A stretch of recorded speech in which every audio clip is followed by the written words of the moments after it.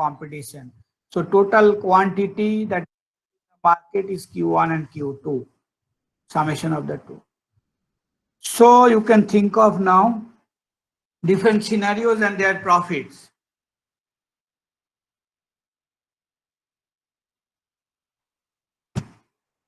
Think of O scenario where both of them are outsourcing. There's a competitive input market. W is the cost of input. So the profits of each firm will be this amount. Okay. II scenario, the obvious one. Both of them are producing in-house. So the per unit cost of production is C. That's the marginal cost. So this is the profit minus, since they are producing in-house, there will be minus F, and that's the fixed cost of producing input. Y scenario, these are the simple profit, but the guy who is doing the in-house production will also have some minus F. So here OI represents that firm 1 is producing, is doing outsourcing, and firm 2 is producing in-house. So it will be minus F here. Okay, similarly the opposite here, and then we will be able to fill up all the cells. Now it's trivial in terms of calculations that how the different equilibrium will occur. Now if I want to have an S equilibrium where O equilibrium happens, so both the firms are outsourcing, then I will be able to derive the condition under which they happen. Okay. So for O equilibrium, you will need that none of them has any deviation incentive. So given O, this guy should not deviate to I. So that means the profit from here should be greater than the profit from here. So that will give me some condition with respect to F. Similarly, this guy should not deviate, and given the symmetry of everything so far, we have assumed that all the firms are of symmetric. They have the same kind of cost functions, A plus CQI and all that. So you will get F greater than F bar. Okay. So that would be the condition for O equilibrium, and that's same for both the firms, not to have deviation. Check that. It's easy. II equilibrium, I just need to do the opposite. So nobody has the incentive to deviate from I to O, given that other guy is choosing I. So that will give me some condition. Okay. So you will get the condition that if F is less than F dash, then II equilibrium will occur. Now it is also easy to check that F bar is greater than F dash.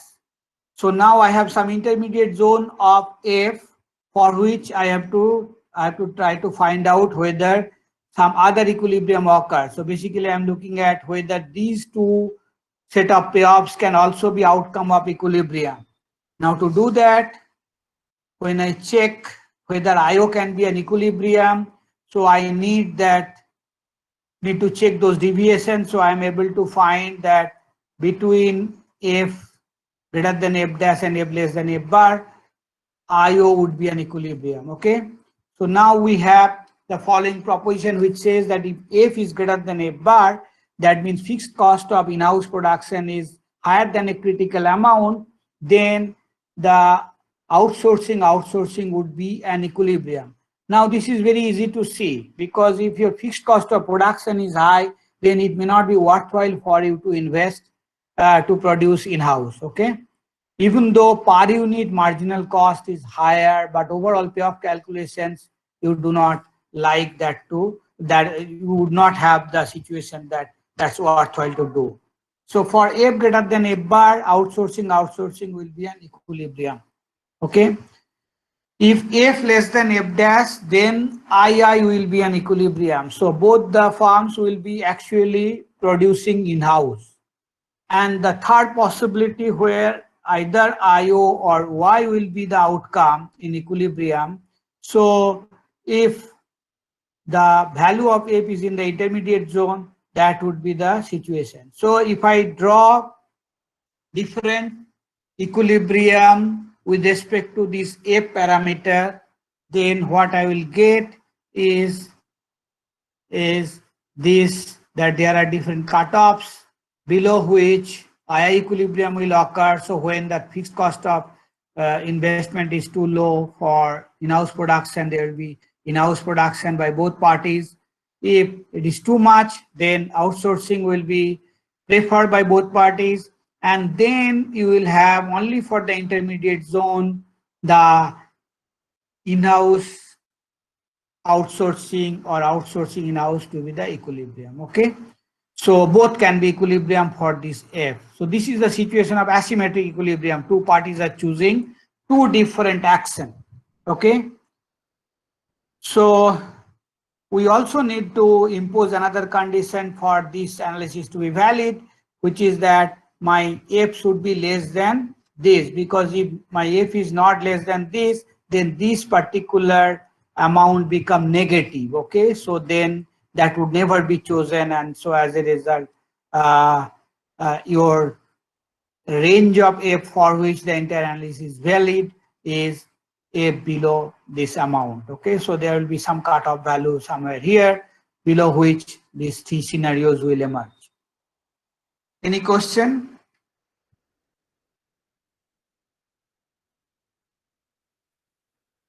Model 2. Model 2 is simply an extension, okay, in terms of that so far we have assumed that inputs are supplied by competitive market at a price called W. Now we are introducing that inputs are actually sold by a monopolist. Now monopolists now have two customers, because we are thinking of only a duopoly in the final good producer market. You can increase the number of farms by any numbers, but that would simply change the calculation, okay? But we are keeping it two for the purpose of class presentation, okay? For your exam and all, you can think of that more number of farms can be added at both levels, okay? Now we are only having two in the final good and one in the input production. So you can easily see the drastic difference that we are considering in terms of the framework. So earlier it was competitive market supplying input, here it will be a monopoly supplying input, okay? So now how the monopolist will optimize? Monopolist will optimize by choosing the input price. It has two customers and it will decide how to choose its price of input, okay? It's because it's a monopoly. So earlier there was no choice of price by the farms. It was a competitive market and W was the price. So now the cost of in-house production, we are assuming that to be same. And consider linear demand function, the same thing, everything's remaining the same. So if both of them do outsourcing, then you can see that suppose W is the price that the monopolist will charge to both the parties. So monopolist is just simply quoting a price for all the inputs that these guys are going to take. Now based on that W, this will be the quantities that will be produced by each of the farm. Now total production in the final good will be this much amount. Now given that this much amount is the production in the final good, so the same amount of input is required. So for the monopolist input supplier, that's the IS is called input supplier, is to then take that demand as given, okay, based on how much W it charges, and it maximizes the profit expression. W minus C is the cost of production, margin cost of production, minus F is the setting up cost for this input supply plant. So this will be the profit of the input supplier, okay, and it will choose W in order to maximize its profit when both of them are outsourcing. So now maximizing with respect to W will give you that W star is equal to A plus C by 2. So this guy is monopolist, so it is choosing W to maximize its profit, and that will give you W star, which is A plus C by 2. Okay. So now what will be the profit of the input supplier? Based on this price is being charged. So entire thing is known. Others are parameter of the model. So you will get this much is the profit of the monopolist. Okay, A minus C whole square by 6 minus A. So in other words, for the input supplier to exist, one thing is very clear, that your F should not be greater than A minus C whole square by 6.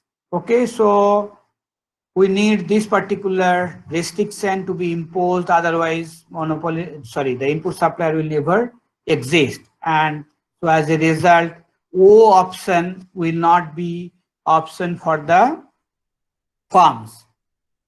Given the W star, the profits of each final good producers will be this, that you can calculate for each firm.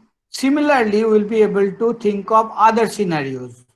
OI, that means firm 1 is choosing outsourcing and firm 2 is choosing in-house production. Okay, so then the market, in the final good market, there are two firms. The firms have different marginal cost of production. The guy who is buying from the market, that is outsourcing, is facing an input price which is W per unit. So it will, for all practical purposes, it will calculate that W is its per unit cost of production, because that's the cost of procurement per unit. Similarly, the guy which produces in-house is actually having C as the marginal cost of production. Okay, F doesn't matter to the overall calculation, and that too for this guy firm 1.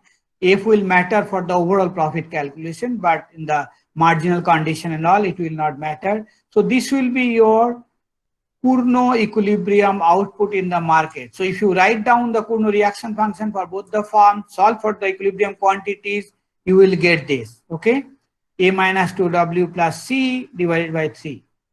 Similarly, you will get the asymmetric equilibrium Cournot output for firm 2, which is actually producing in-house, is getting this particular equilibrium output figure. Now, given the demand for input, only the firm 1 is outsourcing. So the input supplier is facing that particular demand only as the whole demand for its input. Okay. So that particular input now have a demand, as a demand which is this, and then it has to choose the price to maximize its profit. This is a monopoly input supplier. So, and minus F is the cost of installation of their input division. So this is the profit that has to be maximized. First order condition will give you this as the equilibrium price of input in the market, which is the price that is prevailing when only one of them is outsourcing and the other guy is producing in-house. Okay, so this particular price naturally will be lower than the other price when both of them were outsourcing, and as a result, the overall demand in the market was much higher, so the monopolist could charge higher price. But that's not possible under this Y scenario. So now you will be able to find out the equilibrium quantities based on the equilibrium W that is finally derived. So you have equilibrium quantities this and this, and for if you work hard with respect to the Cournot models, then you know that the square of quantities will typically be the profit. Okay, so the profit for firm 1 will be this under outsourcing, profit for firm 2 under in-house production will be the square of that minus F. Okay, so these are the profits.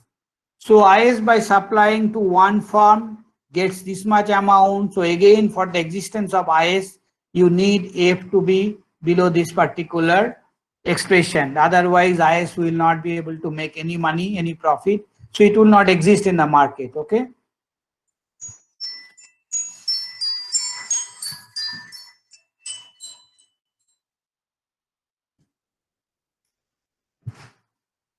So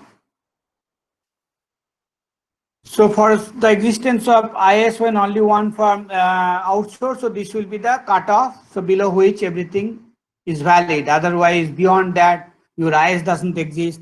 So this Y regime will not have much meaning. Okay. So now the IO scenario will be simply like above, but all the quantities and profits will be just flipped between the firms 1 and 2. And in II scenario, you know that these are trivial calculations. So now I have this bimatrix to find out the equilibrium. Now different subgame perfect equilibrium would occur that we have to find out. So when will you have O equilibrium? That means both of them are actually outsourcing from the market. So you have to look at this expression that no deviation incentive exists. So that will give you F greater than this. Okay. And I'm repeatedly harping on the fact that you need F less than this particular expression for the input supply to exist. So F has to be less than that, but F has to be greater than this. Okay. Now you have to check whether this range exists. Obviously, this range exists. As a result, O equilibrium occurs. What about only one firm outsourcing?